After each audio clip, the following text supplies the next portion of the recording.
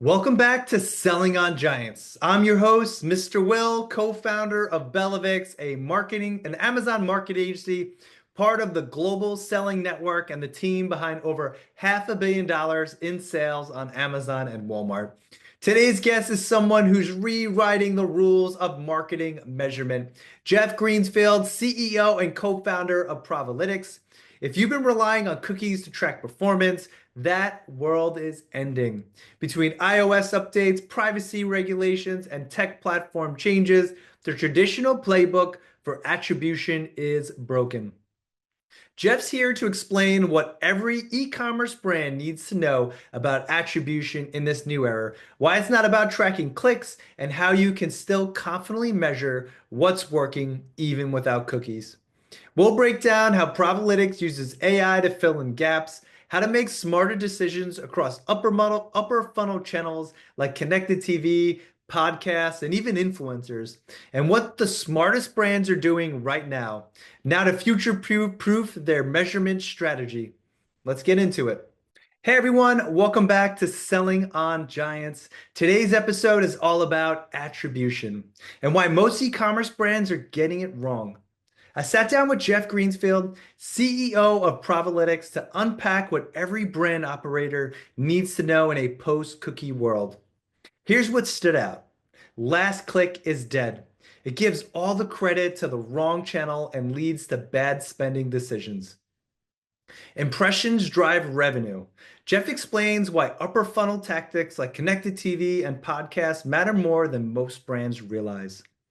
The cookie collapse changed everything. With data silos across Amazon, Meta, Google, and other marketplaces, it's harder than ever to see the full picture. Provalytics fills the gaps. Their AI-powered platform predicts impact across every touch point without tracking individual platforms. The halo effect is real. One channel fuels another. If you're not measuring this, you're leaving serious money on the table. Better attribution equals more budget, music to advertisers' ears. When you prove what's working, finance gives you more to spend. If you're spending big on marketing or planning to, you need to hear this. Let's dive into the full interview with Jeff. All right. Jeff, welcome to the show. Thank you so much for being here. We're excited to jump into what every e-commerce brand needs to know about attribution. But before we get too deep, I want to know a little bit about you, Jeff, and a little bit about your story. So let's start with your background. What first drew you into marketing analytics and led you to eventually found Provalytics?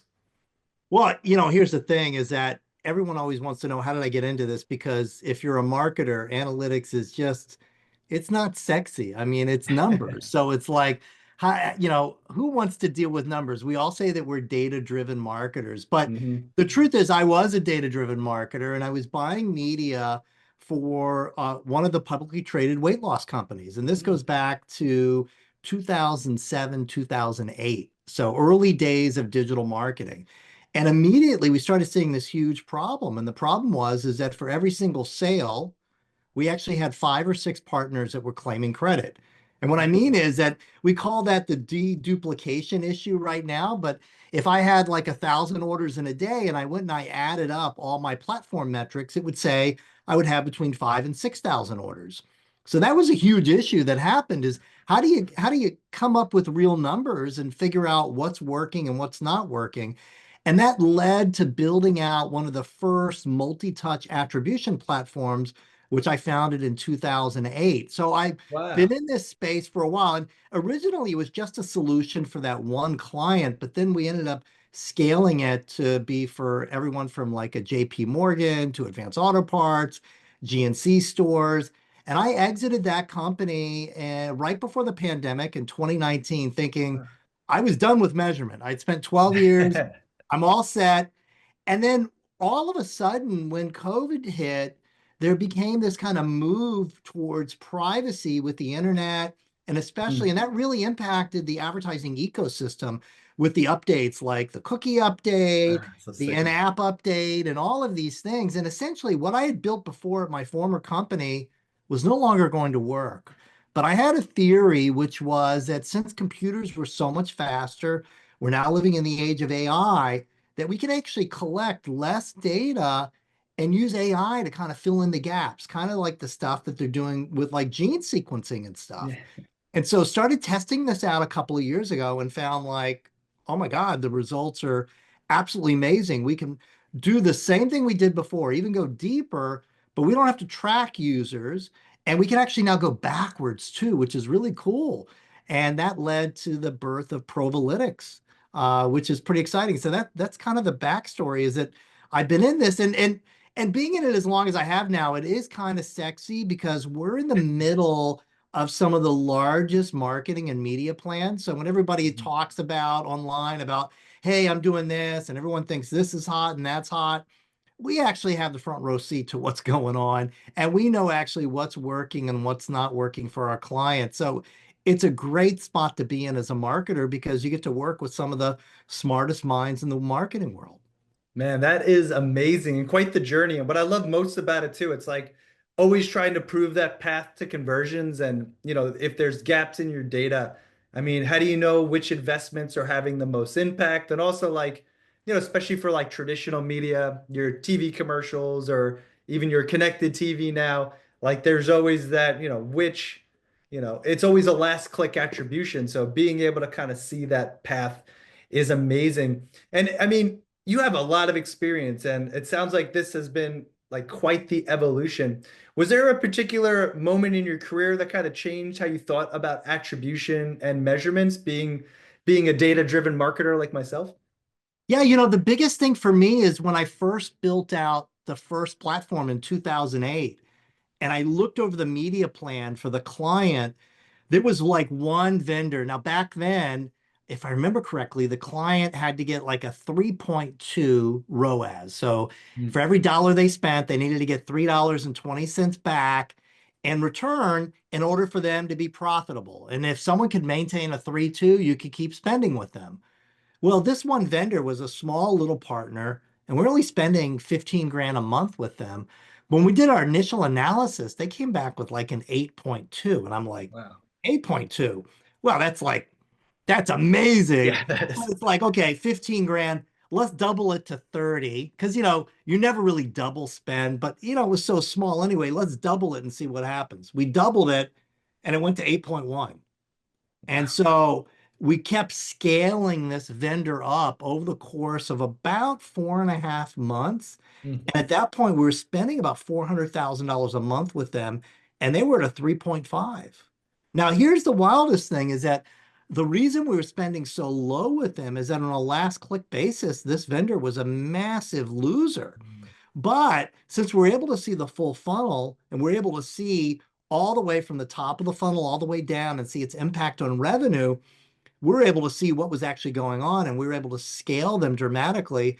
And revenue for the client scaled in the same way, just up and to the right, which was incredible. That to me was a major, major moment. That was it. I'm like, okay, I'm on to something really cool now with this. Really, really cool. That is a great story, and oh my goodness, $8 return too, and you were measuring it correctly, which is crazy. So, and to your point, if the fact that they were not a last click attribution, if you guys didn't have this technology to measure this, they would have never got that increase in funding, and then the brand you're working for may have never seen that hockey stick growth goal, which is like the goal of pretty much every brand who's advertising online, pretty much. No, you're absolutely right. I mean, and that's really the key is trying to figure out like what brands are working, what brands are not working. And the real problem from this comes from, as you mentioned it earlier, last click. And what's happened with last click is that it's actually done a disservice to most marketers because most marketers today believe that the job of marketing is we invest dollars to buy clicks and clicks lead to sales. But the reality is that that's not how marketing works. That's the bottom of marketing. The Hmm. way marketing works is we invest dollars to buy eyeballs, and we're Hmm. buying eyeballs to build awareness. And Yeah. when awareness is built enough, people will then walk into your store. And if your store is online, that'll translate into clicks, and then those clicks will lead to sales. And so those eyeballs that we're talking about, those are what we call ad impressions. And Mm. so kind of the secret here is that we need to kind of move our paradigm from clicks towards impressions. And the reason for that is that all of the new marketing, the new cool stuff is not click-based. Connected television, there's nothing to Mhm. click on. Digital out of home, you can't click on it. Yes, you could do a QR code and scan it as you're driving by at 55 miles an hour. It's not suggested, but no one does that. And then there's also, so there's digital out of home, CTV, and hell, we're on a podcast right now. Podcast advertising is Yeah. massive, but there's nothing to click on. So the cool stuff is not clickable, which means you can't measure it with clicks. You need to go further up the funnel. And that's really like the big secret to this is that, and what's strange is that before digital, that's how we did everything, is everything was based upon these impressions and how many people we were trying to reach. And that's what we're trying to get back to with better measurement. That is amazing. And honestly, you took my comment right from, I was thinking David Ogilvy and like his theory of advertising, which is exposure. And like, anybody watch Mad Men and in advertising, it's like 20, 25 times before somebody even notices that ad placement or even knows that they have the problem that you're promoting the solution for. So that it's amazing how cyclical some things can be. But on that note, let's dive into the main topic. So let's start simple. So what exactly is attribution and why does it matter for e-commerce brands? Yeah, so attribution is all about trying to figure out what drove the sale. Mm. And you could say that last click is attribution. It is a form of attribution, but you're giving all of the credit to a single point. And the error in that is that, well, humans, we're complicated. It's usually not a single point. I'll give you a great example. Let's say you're an e-commerce brand, you're advertising just on Meta, so that would be Facebook and Instagram, and you're also advertising on Google. And so here's a typical scenario for most e-commerce brands. Someone's scrolling through Facebook and they happen to see your ad. Let's say you're selling a really funky, cool garden hose and they scroll by it, but they happen to notice it. Now, how would anyone know that they noticed it? No one would. But let's just say we're in the person's head. We see they notice it. Maybe 8 or 9 hours later, they're on Instagram and they see it. And now they start watching the video. They're engaging with it, but they don't click on it. They just watch it maybe for 25 seconds. And they make a mental note, hey, that hose is really cool. And then like 2 or 3 days later, they look outside and they notice it's starting to get warm. So what do? They're like, oh yeah, I got to get that new cool hose. And they go and they Google the name of the hose, they click on the ad that they see and they buy it. So now from an attribution perspective, when you look in your own stats, you're going to see that that sale came from Google. Okay, that is attribution. It's giving credit to Google. Now, why is it giving credit to Google? Well, because Google GA4 is, we like to call it Google's analytics. It's their reporting platform. So it's going to give, it's going to give a special, credit towards Google. But the reality is because we just described that situation, it actually was Meta, Facebook and Instagram that actually built the awareness and drove that sale. The problem with improper attribution in this case is that as the marketer and the business owner, I would probably cut my spend in Meta and increase my spend in Google. And if I keep doing that, I'm going to get fewer and fewer sales. So attribution is actually trying to figure out what actually drove the sale. And we can layer in another word here, which is this concept of incrementality. Mm. And what that means is sales that you would not have gotten if it wasn't for those ads. And so when in that particular situation where you're selling the garden hose, we can both honestly agree if it wasn't for those ads on Meta, you would have not gotten the sale because the person would not have known to Google the name of your brand because Meta built that awareness. So attribution today is about trying to figure out who drove and which ads and which creatives and which campaigns drove each sale and drove it from an incremental standpoint. And what that means is that let's say every sale is worth $1. Let's just make simple math. That means dividing that dollar up across maybe 50 or 60 different ad partners. You're talking small down to like 7 decimal places where everybody's getting a piece of the pie, if you will. Some are getting bigger slices, some are getting much smaller slices, but every piece of the pie is gone and divided up. And doing that across every single transaction that comes in. And then what that allows you to do is at the end of the month or the end of the day, you can pivot all that data, add in the cost, and now you know your true cost per sale, your true incremental return on ad spend. And that's really what attribution is all about, because that enables you to know where to spend more to actually drive more value and drive more volume through your sales funnel. That's amazing, Jeff. And you pretty much described my shopper journey as somebody who's getting in the spring here in North Carolina. And I discover a lot of products on YouTube and Instagram where I spend a lot of my free time, but it's not until I'm either on Amazon or I'm searching Google, like, oh, what was that commercial I saw? Funkygardenhose.com. Let's check it out, and I'll purchase from that website. And then being in advertising, I find myself a lot of the time educating our clients on the benefit of mid and upper funnel tactics. Because at the end of the day, if you're not fueling that mid and upper funnel, eventually that bottom of the funnel is going to dry out. So, just to dive a little deeper, you mind talking about some of the ramifications based on your experience of what you've seen when brands improperly allocate resources based on false attribution models? Yeah, I mean, it's real simple. Let's say you have a huge hot product that everybody has to have. And that's great when that happens, because you could actually just pour money out the side of your house and you'll just acquire more and more customers. And that's great. And that leads you down a false path because you have a hot product. You think that it's your marketing that's working, but in reality, it's word of mouth and everybody's very excited. And then all of a sudden, things start to level off. And then your CAC, your cost of acquisition, starts to go up and it Mm. starts to climb. So that's one of the things that happens is you notice your cost of acquisition starts to go up. And then so you start spending more. And that delves into a concept in attribution and in measurement, which is this concept of saturation, or this Mm. point of what we call marginal return. So going back to like the example I was using with that, with one of my first clients that I had from my former company, where we scaled up that vendor and we got them, and they were averaging, let's say they were at a 4.0, okay?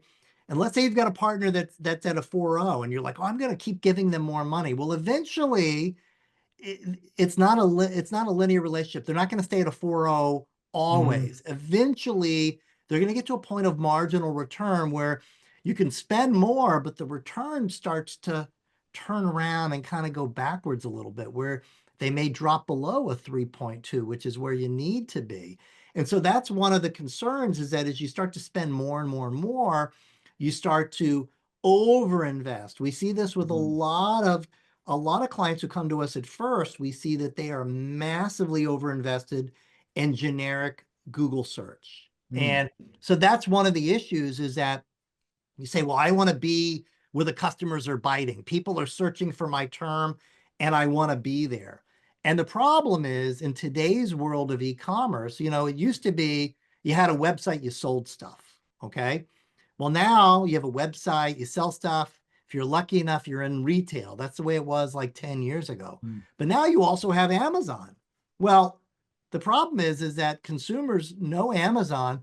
They're going to pop right to Amazon. They're going to bypass Google. That's why Amazon now controls 35% of the search market. But Wow. still, e-commerce folks and marketers will overinvest in Google substantially. And what ends up happening, it's exactly what you say, is that they end up spending way down at the bottom of the funnel. When you do that, you're constantly in a bidding war with your competitors, Hmm. and your funnel is not full. So what that means is when people say, hey, I'm in market, I'm ready to buy, they look who's there under the search. They don't even know who you are. So they start clicking around. They may actually click on your site 5 or 6 times. At that point, you've already lost money. Yeah. But you spend money at the top in branding, building your name recognition. When they're ready to buy, they know who you are. It's one click and they make a purchase. So that's the big problem, is that you end up over investing in channels, campaigns, and creative that are not getting you good ROI, and you end up wasting a lot of money. It's like that. It's the big John Wanamaker statement. Half the money I spend in advertising is wasted. The only problem is I don't know which half. And To be honest with you, most of our clients who come to us, it's not a half, it's more like 75 to 80%. Wow. So it's pretty serious. I believe it too. And I'm sure, like yourself, when you work with some of these enterprise level brands, the Band-Aids that have this huge brand equity, their ROAS and their brand equity, it pays for that conversion rate and it pays to get that lower cost per acquisition or your CAC. So that really resonates. And what a great breakdown you gave there. Um, on that note, so in the market, I'm hearing a lot about the cookie collapse, and somebody who's primarily working on marketplaces like Amazon and Walmart, the cookie collapse hasn't really affected us because they're on their applications or they're shopping directly on the platform. But what does this mean for e-commerce brands that are out in the Wild West and they have their Shopify sites and everything else? Like what does it mean? Well, really what it means is for the larger enterprise brands who are like the real omni-channel brands, meaning they have a website, they're in retail, and they're in all the marketplaces. So they're in Amazon, Target, CVS, Ulta, Chewy, maybe. They're everywhere. The cookie collapse is all about the fact that they cannot connect the dots all the way through. Hmm. And what that means is that means, okay, I got to optimize my website and optimize my media spend there to drive sales to my website. I have a separate team or an agency who's managing Amazon, and that is operating in its own silo. So is Walmart, so is CVS. And I cannot account for this concept of halo. And what I mean by that is that if I spend money on television, radio, and print, and I tell people to go to my website and buy my product, well, people in the US have been trained. If it's something to buy, a product, it's on Amazon. So it doesn't matter how many times I tell them in a message to go to my website, they're actually going to go to Amazon. So now what happens is I have the website stuff that's supposed to be building my website is actually driving traffic to Amazon. So that's a halo that's going from my website to Amazon. And then I've got an Amazon team, that marketplace team that is digging into the stats on the Amazon ads, and they're spending efficiently and they've got great ROAS and great CAC on there. But I also am missing out on the fact that consumers will go to Amazon, they'll search for a product and they'll say, oh, this is awesome, this is great. And now there's this new phenomena where the consumer will say, huh, I wonder if they have their own website. And then they will go from Amazon to the website and buy there. Or they will go from Amazon and they'll say, I wonder if this is available on Walmart. Or they'll maybe check 5 or 6 places because they want to see if they can get a better deal. That's a common phenomena. So every dollar you spend on Amazon is driving sales on Amazon, but it's also driving sales offsite. And the same is true for all the marketplaces. So the problem with this cookie collapse is that it's not the problem for the agencies that are running all of these different parts of the organization. It's for me, the CMO, who has this big budget. How do I properly figure out where to spend? And and then also I have these teams. So, when you have an organization and you have marketers working for you, people are on plans, they're on bonuses, and then people have goals. Like, for example, the goal of the team on Amazon is to get a return on ad spend of X, let's say. Well, what happens if you could somehow magically, which is what we do at Provalytics, if you somehow magically find out that for every dollar you spend on Amazon, you're actually driving 25 cents of sales on the website. Well, so should we give the Amazon team credit for some of the website sales and vice versa? How do you figure this all out? So this becomes both a problem of finance and also a problem from an organizational standpoint of view.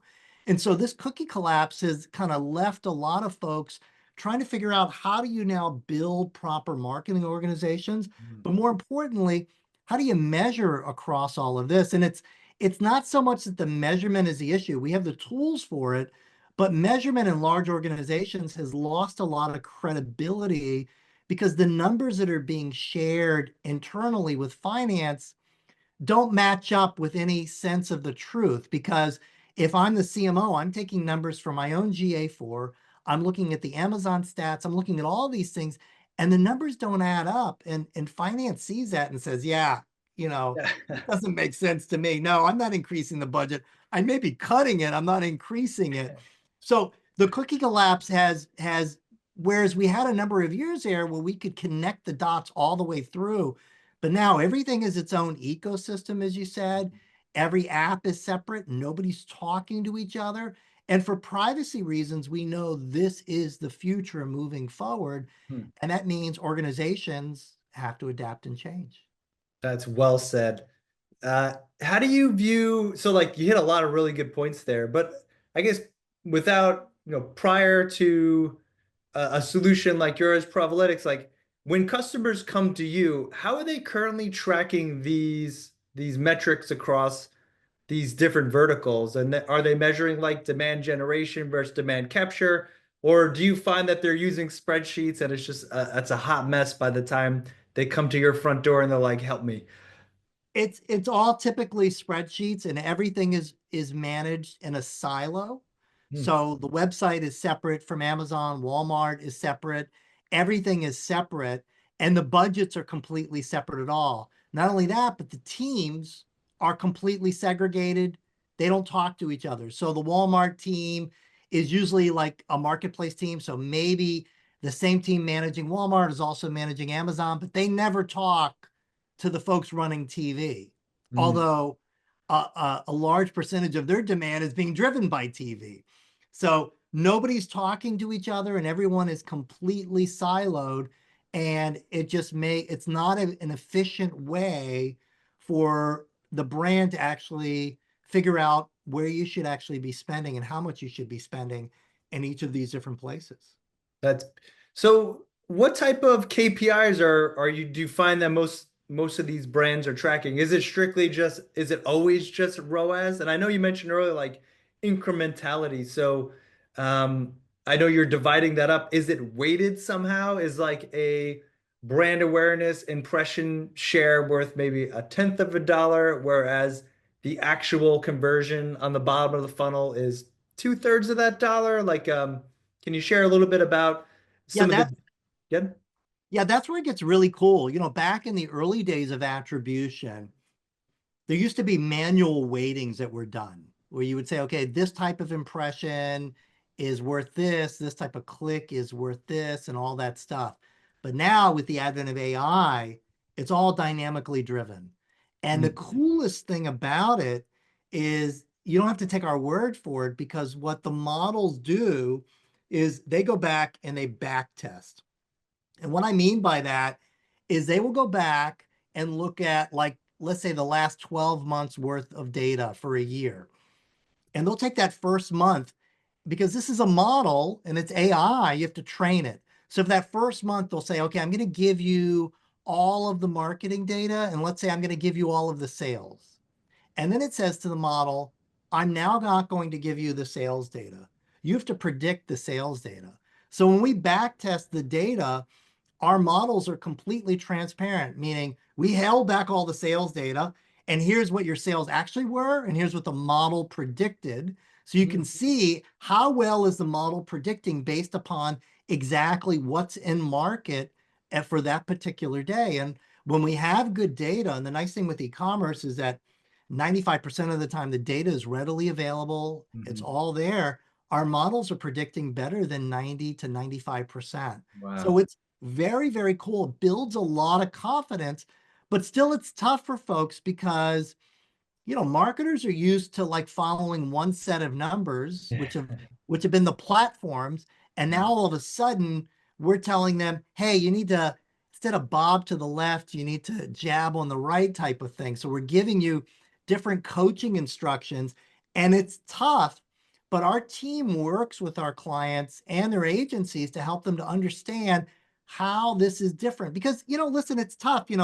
If you're like a meta expert and like you've been doing it for like 8 years and like the platform inside and out, you follow their Mhm. optimization recommendations, and all of a sudden the client gets a sophisticated measurement like Provalytics, and all of a sudden we're going to come along and say, ignore what Meta is telling you, do this. I totally get it that there's pushback, and there should be. They shouldn't trust us, but eventually they start to go along with it because they understand that Meta doesn't know there's TV.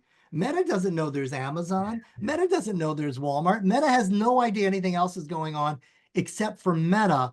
Once they get that, then they start optimizing based upon how our platform is telling them. And then what ends up happening is it helps the brand holistically. And that's what getting everyone working together is all about. That's beautiful. And Yeah. I love the kind of, and I could see that being like we are a side, we're niche. We're very specific in what we do. And honestly, normally we're not really included in a lot of the holistic marketing conversations. We definitely are familiar with finance like most marketers. They're either giving us more funds because they're happy or they're taking it away because they want to see better return on their investment. So been there, done that. But the AI aspect is really interesting. And do you mind diving a little deeper in that? So what you're saying is that you're able to kind of build these attribution models and we're able to track it. But then there's an AI component that adds a level of predictability, which helps us allocate resources to specific avenues, knowing that it'll spill over and lead to more total sales. Is that kind of the gist of it, if I'm understanding it? That's exactly it. And the coolest thing is that we're kind of like back to the future now. The techniques we're using, what most people don't know is one of the techniques that's leading a lot of the AI these days is something called Bayesian. And Hmm. Bayesian is actually a formula that was developed in the 1700s by a preacher. What? Yeah. And 1700? yeah, and it's a formula that is based upon how human beings think. And so if you were asked to solve a problem, like if I gave you an axe and you'd never cut down a tree before, and I Mm, asked you, and I said, cut down this small tree, and before you start to swing, I'd say, how long do you think it'll take? And you're like, you would take a guess, right? yeah. That's what human beings do. Okay, so then I let you cut for 3 minutes, and I ask you to stop, and then I ask you, okay, revise your answer. Give me your guess now. You're going to give me a different guess, and if I stop you every 5 or 10 minutes, your guesses are going to get very much closer to the actual answer. That's how humans think. Is that what we do? Is if we're asked to answer a question or solve a problem, we look at all of the available information we have, and we come up with our best guess, and then we have the capability of saying, okay, there's new information. Let me update and revise my answer. That's what Bayesian is all about. Because when you think about these AI models, they're taking in lots of data really, really fast, and then Yeah. they're revising themselves. And so that is very close to solving kind of this marketing attribution problem. The other Mm, interesting formula that we use is we use a technique out of the University of Chicago called seemingly unrelated regressions. And it's funny interesting. because they're not unrelated, they're actually related, but it says unrelated. Sounds And like a cool Netflix show, by the way. it does. I'll remember that if we ever decide to do that. That's a great idea. And so it's these two old school techniques using the speed of CPUs these days that we're able to get to this predictive ability of looking ahead. And we're not only able to like look ahead and predict, but we're also able, because that's predicting what sales, what we guess sales would be, and then we Mm, can compare it to the actual. But we're also able to say to the model, hey, over the next 30 days, our budget is going to be X. Tell us the best way to spend it in order to maximize our ROAS. And then we mm, can even go in and say, hey, you know something? I think the most I'm willing to cut something is 30%, and the most I'm willing to increase something is 30%. So it can figure out all those ranges in between, and it can take my budget and come up with a perfect plan and telling me exactly how much to spend at every single level. It can even look into the future and say, it can run multiple forecasts in the future, and it can say, no matter what you do, next month, the 10th of the month, is going to just be a crappy day. mm. Okay. Even if you spend double the money, it's going to be a down day. So you may want to slow up on your spend, but the 15th is going to be killer. Increase your spend on the 15th. So Wow. it's really amazing what we're able to do with this using old school techniques, but much faster computers. Do you find that e-commerce brands, do they always optimize for ROAS or are brands optimizing for exposure, for awareness, for consideration? Like, do you find people who use is the software able to optimize for those phases of the shopper journey? So you could optimize for those phases of the shopper journey. Going back to what we talked about how marketing functions, where we buy eyeballs, build awareness, people walk into our store. Well, you could say, you know something? I want my first KPI to be first time visitors to the website. That would actually be a good KPI.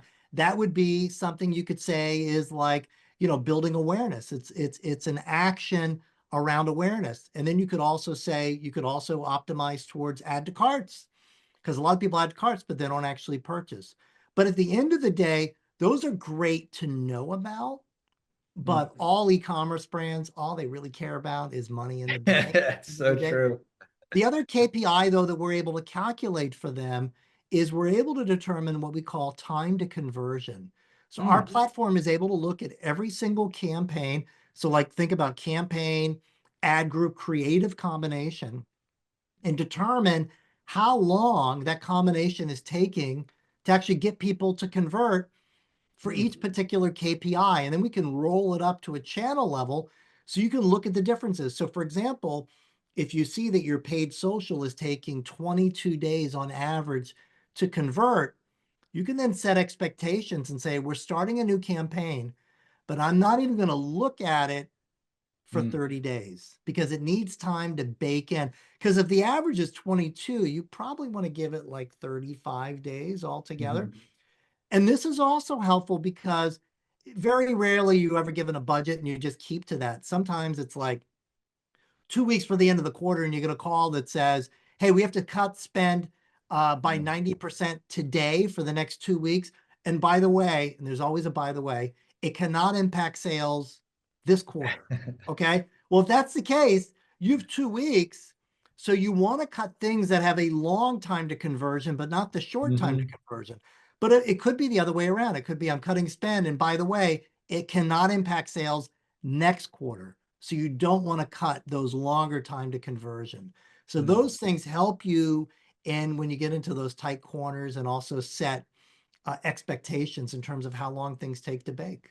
Beautiful. I want to chat about Provalytics now because I know we're trying to keep it high level for our e-commerce listeners who may not be ready for a software like this or maybe looking at other options. But we went into a whole bunch. So as an Amazon agency, how do you connect the data? So like from my understanding, Amazon and Walmart is a black box. They don't share data. So how does your software work? Do you guys connect into the API? Is it just ratios? Like please explain how you're able to get attribution from each of these platforms. Yeah, that's the best part about this is that when we built it out, we knew a couple of years ago that the way things that were moving forward is that there was going to be less and less availability of data. Mm, And we built it upon the concept that if I'm going to buy an ad, at minimum, I'm going to know the date mm, because here's the date. I'm going to know how much money I spent. I'm going to know like the name of the campaign, the ad group, and the creative, because I'm the one putting that into motion. And I'm also going to know how many people saw my ad because that's what I get billed on. I'm also mhm. going to know how many clicks there are because that also gets billed on. So impressions and clicks are always a component that will always be available.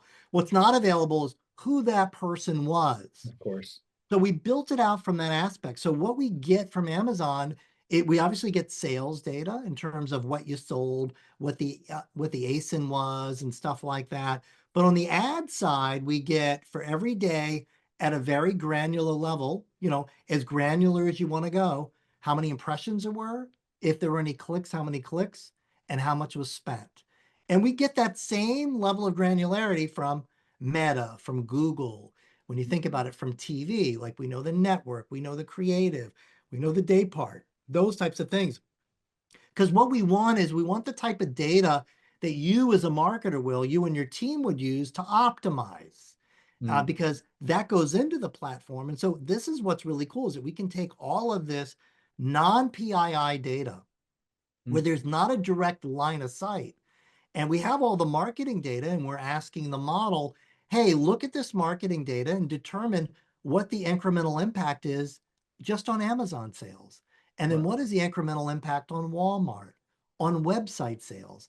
and then put it all together so that it makes sense for us so that we can have a discussion of it and then put it all on a dashboard.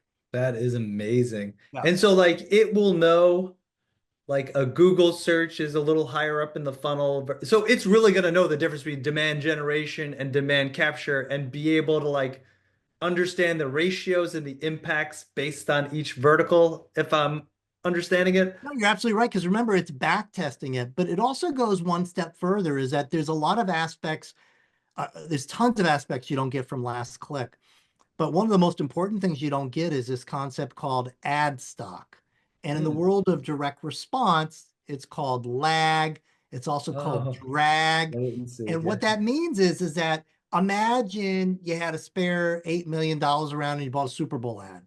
Mhm. All of a sudden, your website traffic is going to go through the roof. Sales are going to go through the roof, but the ad's over in like 30 seconds. Well, Yeah. sales are going to stay high all that day. In fact, the next day, even though the ad's not running, it's going to be a huge high day for you. In fact, that whole week is going to be high in terms of sales volume because that's the drag or what we call ad stock. It's that lagged impact from an ad. Now, Super Bowl ad is a huge example of that, but every ad has the potential to create ad stock in this lag that goes on, meaning it makes an impression in someone's mind Hmm. and it sticks with them and then they act on it later on. So we're able to mathematically determine that for every creative and campaign combination. So that's something you don't get at a last click at all. It's like one Hmm. and done. The other thing, and we talked about this earlier, is that point of marginal return, determining the point of where, hey, don't spend any more here. Let's go over to the next best thing. And then the third one is this concept called synergies. And that's when you run one piece of media together with another. Like when you run Hmm. CTV with display, it's not a 1 + 1 = 2. It's like a 1 + 1 = 7. Yeah. And the only way you can get to that is by doing what's called simulation. So our platform, once it starts doing all its math, then it starts running hundreds of thousands of simulation where it's pulling data out every day to determine the incremental impact. And so it simulates all of this stuff to come up with the correct answers. It's That wild. that is wild. And I'm hearing like a lot of stuff that we preach and we do, your display and your sponsored product strategies, your SEO and your advertising strategies. And I'm learning some stuff here too. And I've been doing advertising for quite some time, which is amazing. How about like organic? So like if I'm working with an influencer, years ago I used to work with a supplement company and like we were testing TikTok really early. And it would be crazy. The latency or the lag effect you mentioned, like we would see an influencer take off and then we would get crazy sales for the next like 5 to 10 days and then it would drop off to normal levels. Like are because it's not, and these people would just buy the product and promote it. We weren't even paying them. Is your system kind of able to figure that out as well, or is that kind of beyond its capabilities? No, absolutely. It certainly does because what ends up happening with influencers is it's the same as that example we talked about with Meta and Google earlier. Because a lot of brands will work with influencers and pay them, give them like a special URL or a coupon code that they'll Mhm. talk about on the video. And you'll watch like the unboxing of something. You're like, oh my God, that's awesome. I gotta have it. You get forget about it. And then a couple days later, like, oh my God, let me get that thing. Are you gonna go back to TikTok and find that video or go back to Definitely YouTube? not. Absolutely not. I remember the brand name. So what ends up happening is that you end up misattributing the value from these great Mm. influencers.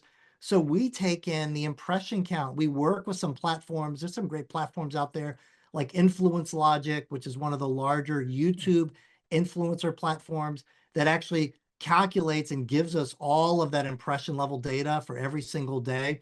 But talking also about organic for our larger brands, we'll take in all of their organic social posts. Because think about it, you have a whole team internally that's doing Yeah. posting on Facebook and Instagram. That has an impact. Public relations, we take in all of the PR data, all of the data that they get in magazines and print and everything like that. That goes into the model too, because they get a piece of the credit. Anything that's out there, we bring into the model, whether it's paid earned or owned comes Uh, into the model. So you that you actually have an accurate picture of what's actually working and how much is it working. That is so cool. And I mean, I guess I'm kind of not surprised. And one more question on attribution because we're going deep and the questions are coming. I actually had a conversation recently with somebody who found us on ChatGPT and they submitted and we end up doing business together. Are you guys even able to track that behavior as well when you somehow show up in ChatGPT or other AI solutions? Well, we could. I mean, it does show up in your SEO logs in your Hmm. GA4. It does show up there as that. The issue that you run with that is, we can track like organic type stuff. So the best way for folks to do that, if you're doing like on-site SEO, is that you would go into your GA4 and you would look at all of the pages where you're sending your paid traffic. Hmm. Everything else is your organic. That's Oh. essentially the best way to look at it. And so what we would do is we would take all of those pages, whenever there's been a click that's come through to those pages, we would consider those to be an impression. And then that way you could track and see what type of content is driving the most. In terms of driving it back to ChatGPT or Perplexity or Grok at this point, it's still early Impossible. days, but the truth is, what's going to be really cool is when ChatGPT, Grok, and Perplexity, when they start their ads program, Yeah. that's going to start sooner rather than later. And then there's going to be a whole new place where brands are going to have to spend their dollars, which is going to be interesting. Well, I hope it's like Google back in the day and I can get like 5 and 7 cent clicks because those days are pretty much over. So here's Yeah, wishing. I don't think that's going to be the case, Will. Definitely not. You can't help a guy hoping. This was amazing. So before I got two more questions for you, and then we'll jump onto the future of e-commerce. Wh- What size brand should consider using a tool like Provalytics? I'd imagine this isn't for everybody. Is there like a revenue threshold, impression threshold? Is it maybe ad budget wise? Like when should I consider using a platform like Provalytics to kind of tie all these pieces together? Yeah, our clients at Provalytics are spending a minimum of 10 million or more per year. Okay. And they need to be in at least, 3 or 4 major channels. If all Mm. you're on is Meta and you're spending 100 million a year, you don't need us. You can just Yeah. stick in Meta. But it would be silly if you're spending that much money on Meta to not be elsewhere because people are definitely elsewhere. Yeah. The Uh, marginal returns, right? that's exactly right. Well, plus because people are everywhere, but it's primarily 10 million or more per year. You're going to get the best ROI out of our platform. That's beautiful. And then so I love onboarding agency. Like for me, the first 90 days working with a software or a company is your first impression. And it's really like a make or break in the relationship. So I'm spending $10 million. Let's just say I'm in the supplement space. I'm in, 5 to 10 different channels. And we decide to work together. What does this relationship look like? How do we work together? Is there an account manager? Is it a self-service? Like, tell me about our relationship. Yeah, it's definitely not self-service without a doubt because you as the brand and the marketer, you already have a full-time job, you know. Yeah. So you don't need something else to manage. What you're looking for is you're looking for guidance and you're looking Mm, for help in terms of dealing with finance. So we would hop on a call with your account team and go over your journey. And mm, we would, on that call, build out a spreadsheet of all the channels you're working in, all of the different KPIs that you're looking at, and then you have to report on. And then we would send it back to you and say, this is what we need over this period of time at this level of granularity. Now, a lot of folks say to us, well, can't you just plug in directly into Meta and get that data? And the answer is, yeah, of course we can. But what we like to do, because all of our clients are typically working with agencies, is that in order for attribution to really work, everybody's got to be on board. mm, Everybody has to be working together. So we want to be building up a relationship with your agencies so that they understand what's coming. So chances are the data we're looking for is already sitting on a Google sheet on somebody's machine anyway. And the reports we're looking for, it takes them like 10 minutes for them to pull anyway. But it's an opportunity for us to meet, have a discussion, mm, because change is going to be coming. And in order for this to work, you have to get them to play along. And part of mhm. that is to understand we're the coach, we're the referee, we've come in and we're going to guide everyone on this journey because first we get the internal marketing team. So we get all of that data over the next week or two. Our team reviews it. Typically there's questions, like maybe sometimes somebody made a mistake on something, something's Mhm. not right. We make sure it's all valid. And then it goes through the first modeling process, which turns around in 3 or 4 days. Mm. And then our team starts to build out a looker dashboard for them. Oh, And okay. then we have usually after that first onboarding call, if we have the data back within a week, about a week to a week and a half later, our team gets together with their team and they walk through the dashboard. And typically what happens is, we first will not meet with the whole team. We'll meet with our main point of contact, our main marketer, to go over how we visualize the data. Because a lot of times it's like, okay, this is doing well, but it would tell the story better if you also had this. So part of this process is for our team to learn about the brand better, to also Mm. learn about what are the questions that you're being asked each week, each month, and how can we set up these dashboards so that they work best for you. Ultimately, we push the data into their organization so it can live in their internal dashboards. But we start the Mm. process with an external dashboard so the marketing team can get on board. And then we'll build out versions of the dashboard. So, like, let's say the team that's buying Meta, they'll have their own login and all they'll see is Meta because they Wow. don't care about TV. No, They just they care don't. about Meta. So they will see their own version, the view of what's going on. And then we work with the agencies to get buy-in from them. Mm. So once you've got everybody together, and to be honest, to transform a larger organization, it's about an 18 to 24-month Wow. process. Smaller, more nimble startups, it can go much, much faster because, hey, they have to move fast. But when you have a Mhm. lot of people involved, it's a lot of work. It is. And it sounds like a very I'm actually surprised. It sounds like a very customized approach and customized solution. Is that kind of your unique selling proposition? Is that why people come to you over somebody else who may be doing something similar? Yeah, it is. I mean, there's solutions out there that are like self-serve. You can click, upload all your data, and in 2 hours be up and running. And if that's what you want, you should go do that. That's great. I've been in this space, like I said, since 2008. The part that I like about it the most, I mean, the math works out, Yeah. okay? Got But it. the truth is that even when people see the math work out, people still struggle with change. Mm. The thing that gets me up in the morning is helping people deal with that change and growing it not only as marketers, but as human beings and understanding that there's a different way of looking at this same problem you've been dealing with day in and day out. And it's wonderful for me because it's eye-opening. And then once marketers start to understand how all these things work together, it has a huge impact on their career as well too, because now they're more well-rounded and they start to have a much bigger a much bigger walk around the office. They have a broader understanding of what's actually going on, and that lifts everyone.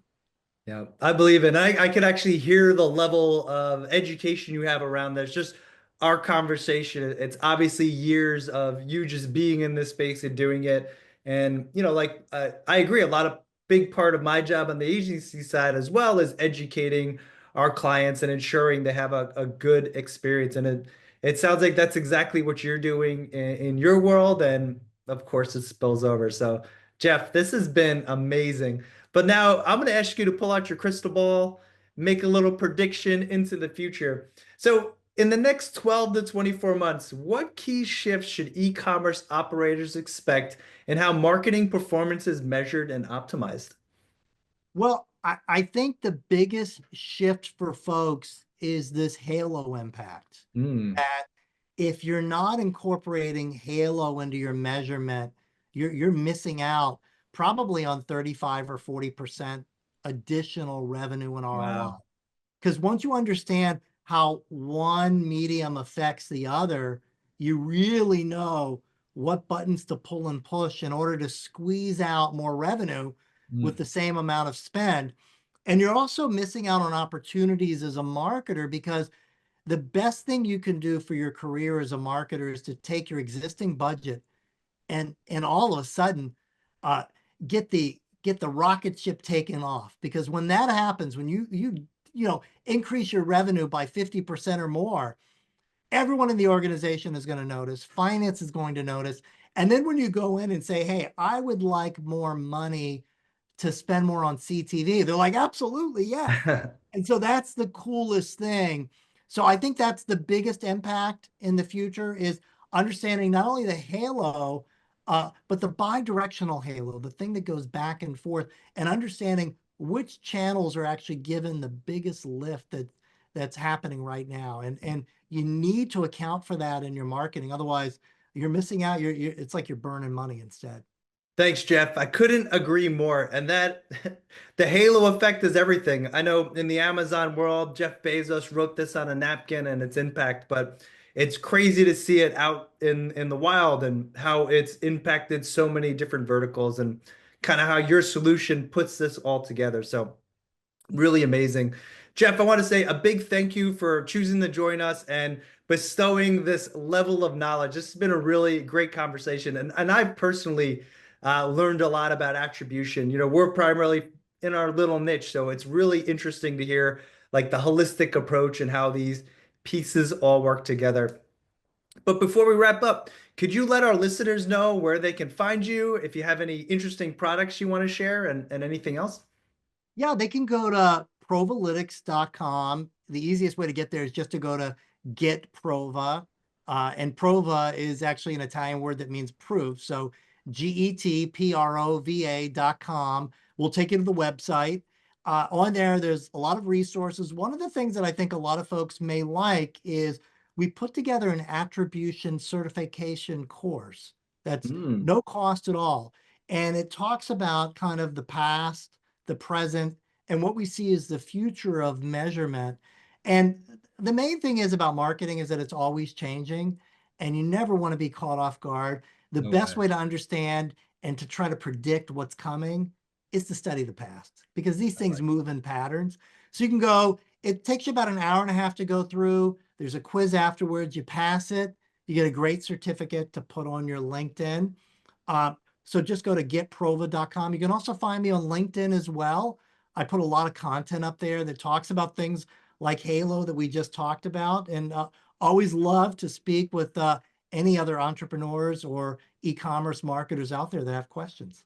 Beautiful, Jeff. And just so all our listeners know, this is going to be in the show notes. I'll have Jeff's LinkedIn profile, the website, and I'll be sure to get this certificate course from you so we can link it in the show notes. So anybody listening, wherever you're listening, be sure to check out those links in the notes. Jeff, thanks so much for being here. We appreciate you coming on the show. My pleasure, Will. It's been a pleasure. Thank you. That's a wrap on this episode of Selling on Giants. Huge thanks to Jeff Greenfield for breaking down the future of attributions and showing us how to navigate the post-cookie world with confidence.